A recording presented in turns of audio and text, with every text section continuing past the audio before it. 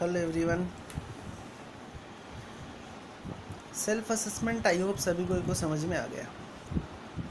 आज हम लोग आगे बढ़ेंगे। नेक्स्ट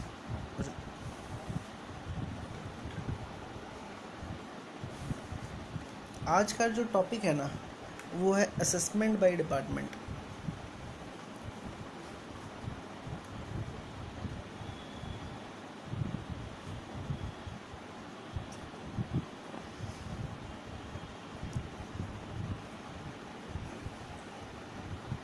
देखना है ध्यान से, या फिर असेसिंग ऑफिसर एओ जब डिपार्टमेंट असेसमेंट करता है ना तो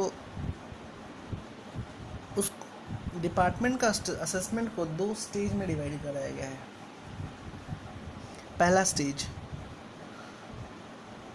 पहला वाला स्टेज को बोलते हैं इंटीमेशन, और दूसरे वाले स्टेज को बोलते हैं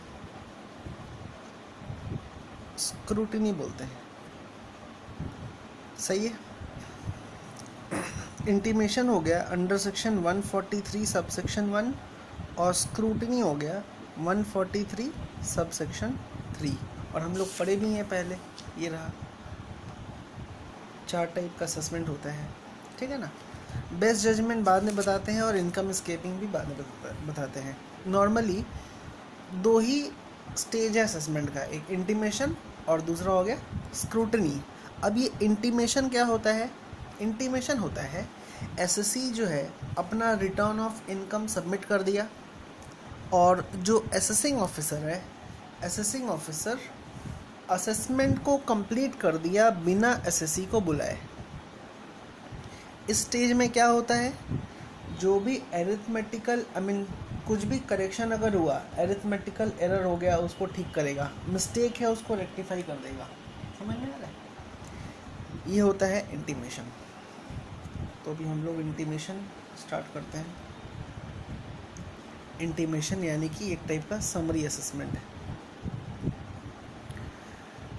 तो अभी हम लोग स्टार्ट करेंगे सेक्शन 143 सब सेक्शन 1, जिसको हम लोग क्या बोलते हैं? जिसको हम लोग बोलते हैं समरी असेसमेंट बिना एसएससी को बुलाए, विदाउट कॉलिंग द एसएससी।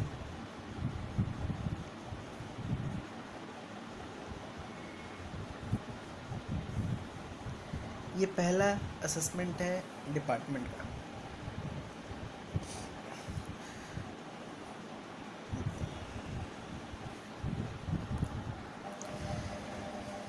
तो ये है क्या? The assessing officer can complete the assessment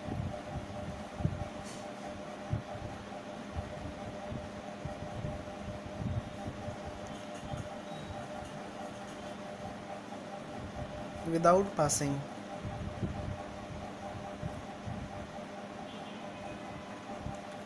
the assessment order। ये असेसमेंट ऑर्डर क्या होता है? एक बार स्क्रूटिनी किया डिपार्टमेंट, सब कुछ एकदम परफेक्ट है, उसके बाद असेसमेंट ऑर्डर पास किया जाता है। उसके पहले असेसमेंट ऑर्डर पास नहीं होता है। ठीक है ना। तो असेसिंग ऑफिसर क्या करेगा? असेसमेंट को कंप्लीट करेगा, लेकिन वो असेसमेंट ऑर्डर पास नहीं करेगा। इसको ब्रैकेट में डालते हैं। Can complete the assessment on the basis of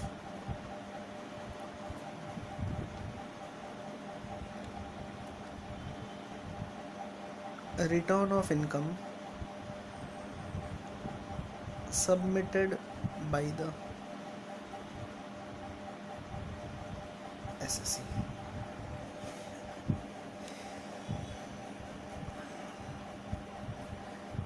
आगे है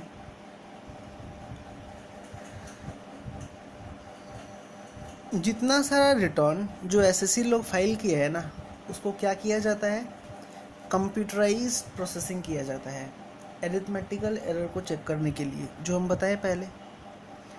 तो all the return filed by the SSC are processed to correct arithmetical error, mistakes,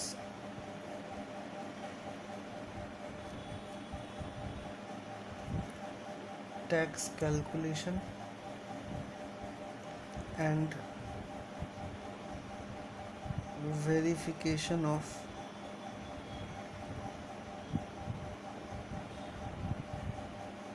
tax payments. क्या होता है? ऑल द टैक्स रिटर्न सही होगा, इनकम टैक्स रिटर्न। क्या होता है कि जो भी टैक्स रिटर्न फाइल किया एसएससी, उसको प्रोसेस किया जाता है। Are process computerise, process electronically लिखते हैं, प्रोसेस्ड इलेक्ट्रॉनिकली।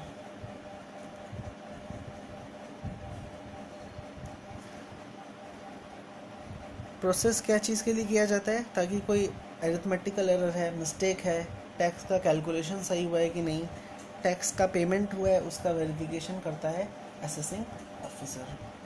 सही है, full stop. No verification of income is made,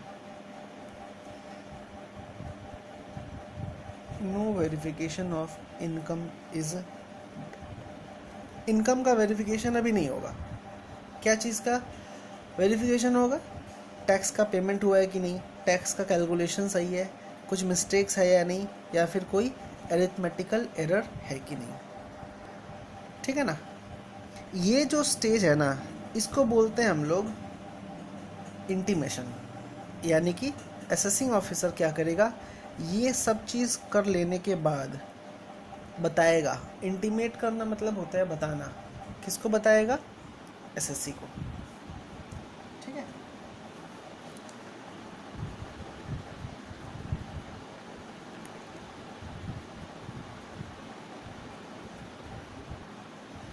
This stage is completed through computerized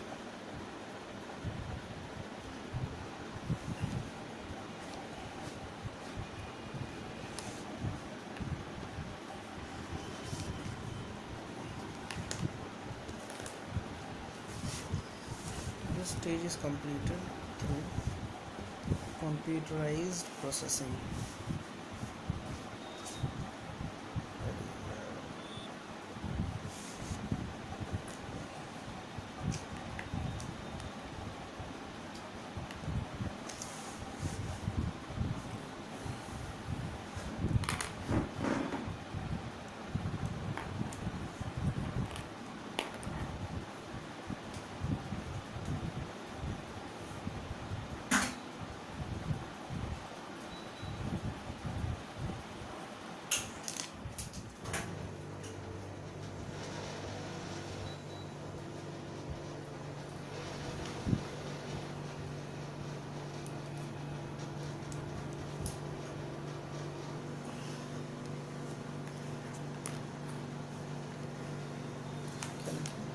This stage is completed through computerized processing.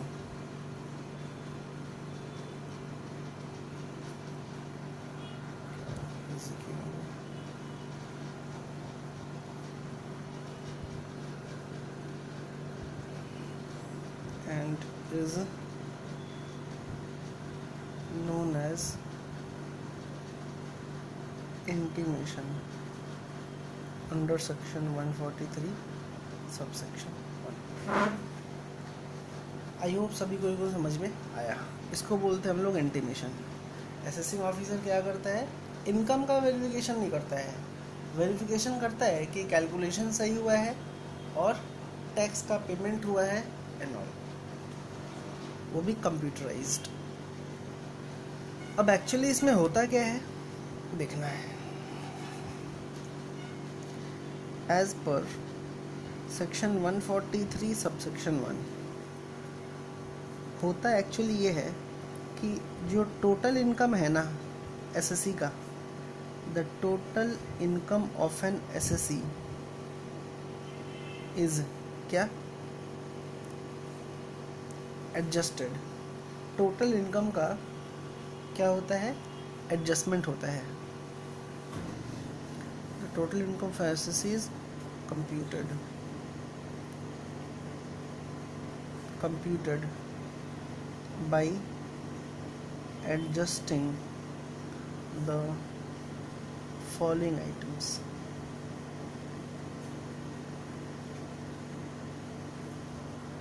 ठीक है ना। जो टोटल इनकम है ना एसएससी का, उसको कैलकुलेट किया जाता है कुछ एडजस्टमेंट्स करने के बाद। क्या क्या चीज़ का एडजस्टमेंट होता है? सबसे पहला,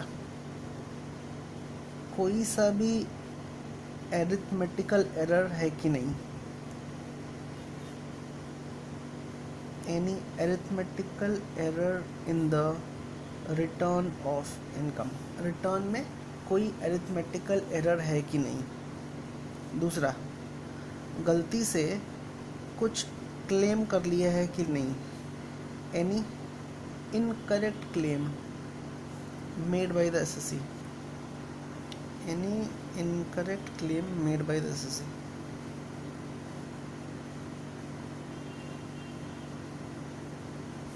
ठीक है ना। नेक्स्ट, हम लोग सेक्शन 139 सबसेक्शन 3 में पढ़े थे। क्या पढ़े थे कि अगर return of loss due date पे फाइल नहीं किया ना, तो कैरी फॉरवर्ड नहीं किया जा सकता है ना। कहाँ गया ये रहा। 4 लॉस हम लोग कैरी फॉरवर्ड नहीं कर सकते थे।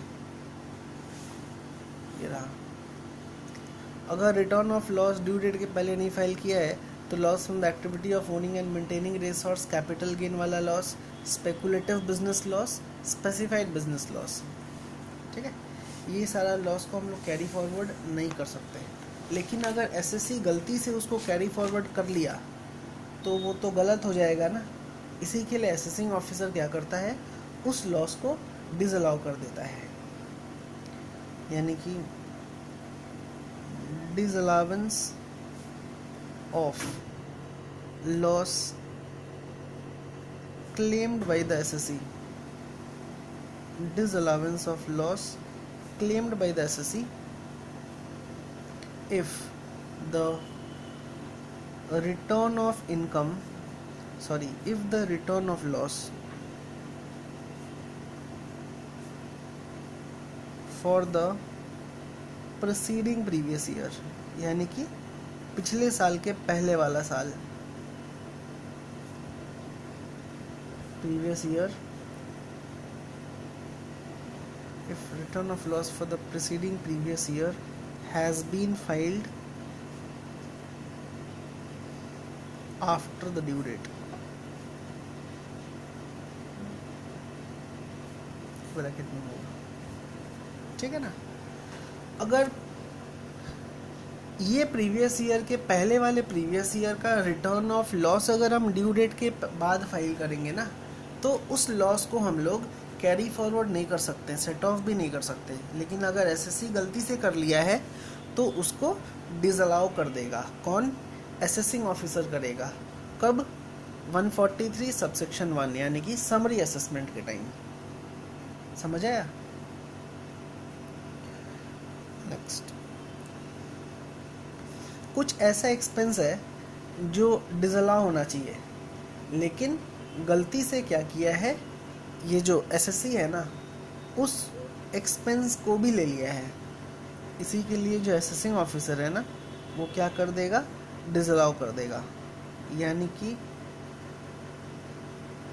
Disallowance of expenditure indicated in the audit report but taken into account in computing the total income। सही है। तो असेसिंग ऑफिसर क्या करेगा, एक्सपेंडिचर को ही डिसअलाउ कर देगा, और एक्सपेंडिचर को डिसअलाउ करने से ये तो बढ़ जाता है ना, इनकम तो बढ़ जाता है ना। आगे बढ़ते हैं। कुछ ऐसा डिडक्शन है 80C से लेके 80U का जो डिडक्शन है ना, उसमें से कुछ ऐसा डिडक्शन है जैसे 80IA हो गया, IB हो गया, IC हो गया, ID हो गया, IE हो गया, ये डिडक्शन नहीं मिलेगा अगर return of income due date के बाद फाइल हुआ है तो। लेकिन अगर फिर भी उस डिडक्शन को एसएससी क्लेम कर लिया है तो असेसिंग ऑफिसर क्या करेगा, डिसअलाउ कर देगा। यानी कि disallowance of deduction claimed under section 80IA, 80IAB,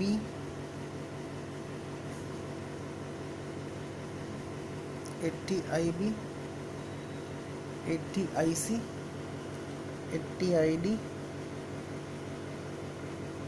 80IE, 10AA etc। 10AA याद आ रहा है, हम लोग 10AA पढ़े थे क्या चीज़ के बारे में, स्पेशल इकोनॉमिक जोन में जो गुड्स बनता है वो तो एक्सपोर्ट के लिए बनता है, उसका डिडक्शन। तो ये सब डिडक्शन नहीं मिलेगा कब, अगर return of income due date के बाद फाइल किया है तो। If return has been filed after the due date।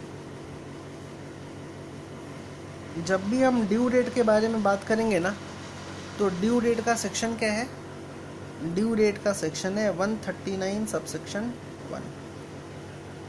सही है, ओके। आई होप ये सभी को समझ में आ गया। लेकिन आगे का कहानी कुछ ऐसा है, ये जो 5 पॉइंट हम लोग अभी पढ़े, असेसिंग ऑफिसर क्या करेगा, टोटल इनकम को ये सारे अमाउंट से इंक्रीज़ कर देगा।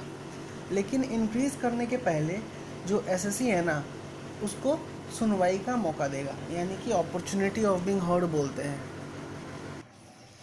ओके, तो लिखते हैं 2 line. Before making any adjustment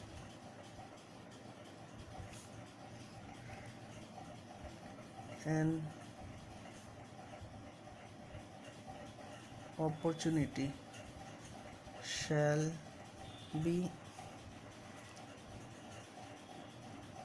provided to the SSC to explain and rectify within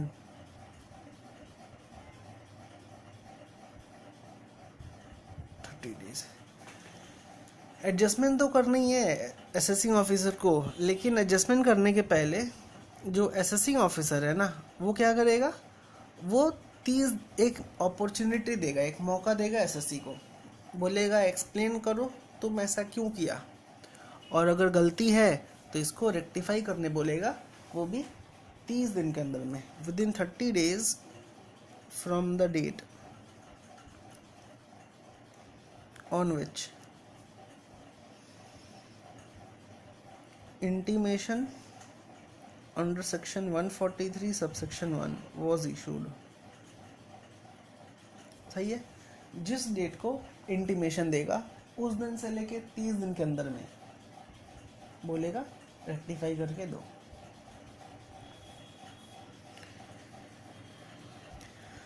अगर एसएससी कुछ इंटीमेशन नहीं दिया, अगर कोई रेस्पॉन्स नहीं दिया इंटीमेशन का, if no response is received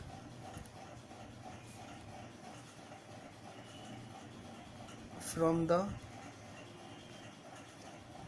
SSC. अगर एसएससी कोई रिस्पॉन्स नहीं देता है तो असेसिंग ऑफिसर के पास क्या होगा, एक ही ऑप्शन होगा कि वो एडजस्टमेंट कर देगा, मतलब इनकम को इंक्रीज कर देगा। If no response is receive from the SSC within the time allowed, within the time allowed, then the assessing officer shall make the above adjustments to the total income। I hope सभी को समझ में आ गया। I hope सभी को समझ आ गया। क्या पढ़े हम लोग अभी कि एडजस्टमेंट के पहले एसएससी को मौका दिया जाएगा कि हे एसएससी आप एक्सप्लेन करो और जो भी रेक्टिफाई करना है 30 दिन के अंदर में कर दो, ठीक है। अगर एसएससी कोई रिस्पॉन्स नहीं देता है अपने तरफ से तो उस केस में क्या होगा, जो असेसिंग ऑफिसर है वो ऊपर 5 एडजस्टमेंट्स को टोटल इनकम के साथ ऐड कर देगा। Last para, after the above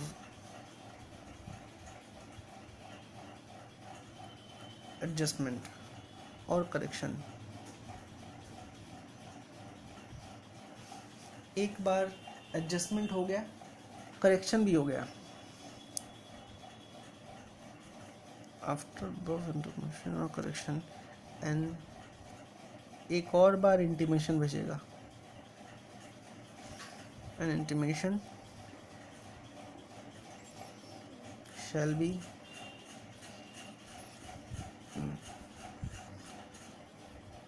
prepared and sent to the SSC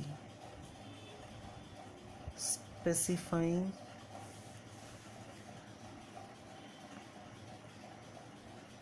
the amount of tax,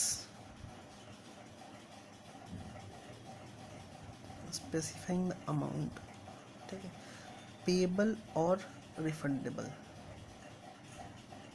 refund कब होता है, जब एसएससी ज़्यादा पैसा दे के रखा है ना तो जाके रिफंड होता है। ये जो इनकम टैक्स का पैसा है ना इसका 100% रिफंड मिलता है, ठीक है। कोई एडजस्टमेंट वगैरह फ्यूचर में कर नहीं सकता है SSC.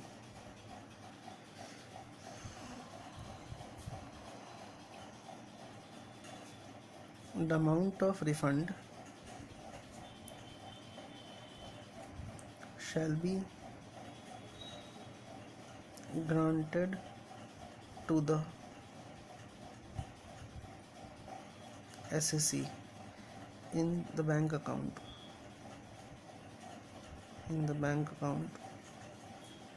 registered with the bank account registered, ठीक है ना, रजिस्टर्ड बैंक अकाउंट में रिफंड आ जाएगा पैसा। ये था अपना समरी असेसमेंट बिना एसएससी को बुलाए। एक चीज़ और जानना है, जिस साल रिटर्न सबमिट किया जाता है ना वो साल के एंड से, मतलब सपोज कर लेते हैं असेसमेंट ईयर 30 जुलाई 2020 को, यानी कि असेसमेंट ईयर 2021 में रिटर्न फाइल हुआ था, वो ख़त्म कब होगा, 31 मार्च 2022 को ख़त्म होगा। वहाँ से लेके एक साल के अंदर में कोई एक्सपायरी कोई इंटीमेशन नहीं भेजा जाएगा। कहने का मतलब है कि ये एमसीक्यूज़ के लिए इम्पोर्टेंट है।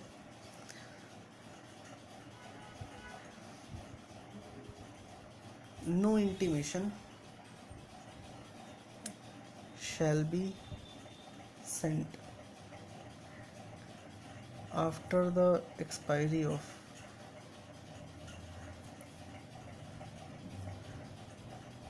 1 year from the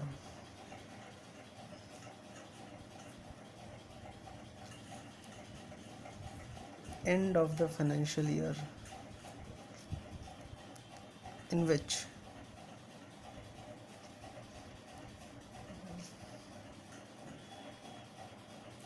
return was submitted. जैसे 31 जुलाई 2021 को रिटर्न सबमिट किया गया था, इसका मतलब असेसमेंट ईयर 2021-22 हुआ है ना। जैसे एग्जांपल देते हैं, एक डेट ऑफ सबमिशन क्या था, डेट ऑफ सबमिशन था 30 जुलाई 2021, यानी कि ये असेसमेंट ईयर 2021-22 था सपोज। तो ये साल एंड कब होगा, फाइनेंशियल ईयर एंड कब होगा, 31 मार्च 2022। यहाँ से लेके एक साल प्लस 1 ईयर क्या होता है 31 मार्च 2023। इसके बाद यानी कि after 31 March 2023 no intimation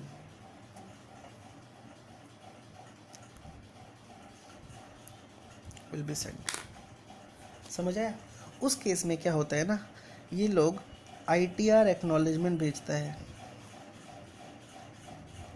ITR acknowledgement.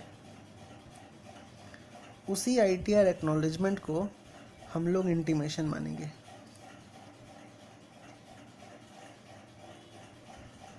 Shell be treated as intimation.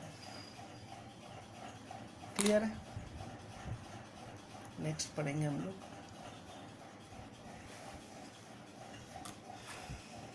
आगे बढ़ते हैं। हमारा नेक्स्ट टॉपिक होगा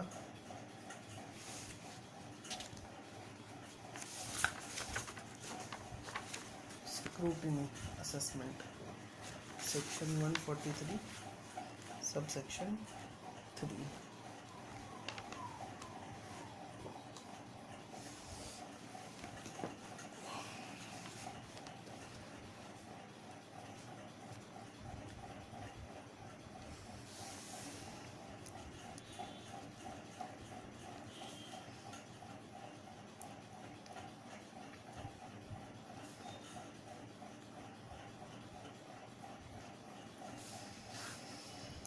जैसे कि हम लोग पढ़े थे, 2 स्टेज होते हैं असेसमेंट का।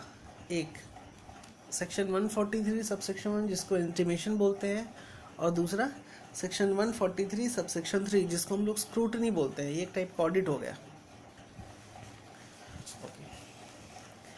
क्या है कि लाखों करोड़ों रिटर्न ऑफ इनकम सबमिट होता है हर साल। क्या इनकम टैक्स डिपार्टमेंट हर एक रिटर्न का स्क्रूटनी करता है? Answer is no. कुछ सेलेक्टेड इनकम टैक्स रिटर्न जो बड़ा अमाउंट का है उसका स्क्रूटनी किया जाता है, इनकम का वेरिफिकेशन किया जाता है कि क्या SSC टैक्स को इवेड करने का कोई तरीका निकाला है, मतलब टैक्स इवेड किया गया है कि नहीं किया गया है। समझ आया। तो स्क्रूटनी असेसमेंट क्या होता है, जैसे out of total returns filed a certain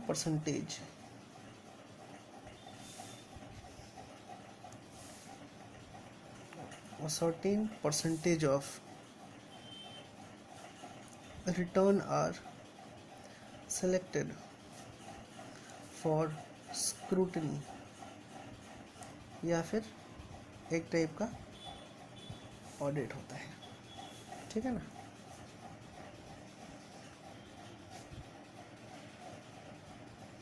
on the basis of probability on the basis of probability of tax evasion। ठीक है, जितना भी रिटर्न फाइल किया गया है उसमें से कुछ रिटर्न का ही स्क्रूटनी होता है, क्योंकि डिपार्टमेंट को लग ही सकता है कि एसएससी जो है वो ये टैक्स इवेड करने के लिए तो कुछ ना कुछ किया ही होगा। On the basis of probability of detecting tax evasion.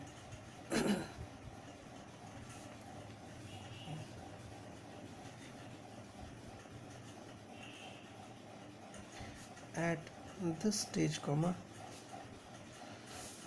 the tax administration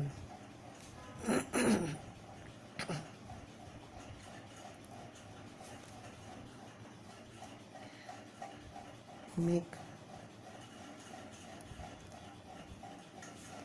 verification of income. अब यहाँ पे इनकम का वेरिफिकेशन होता है जो एसएससी असेसिंग ऑफिसर लोग करता है।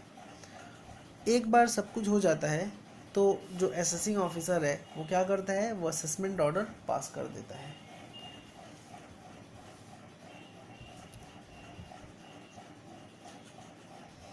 On successful verification the assessing officer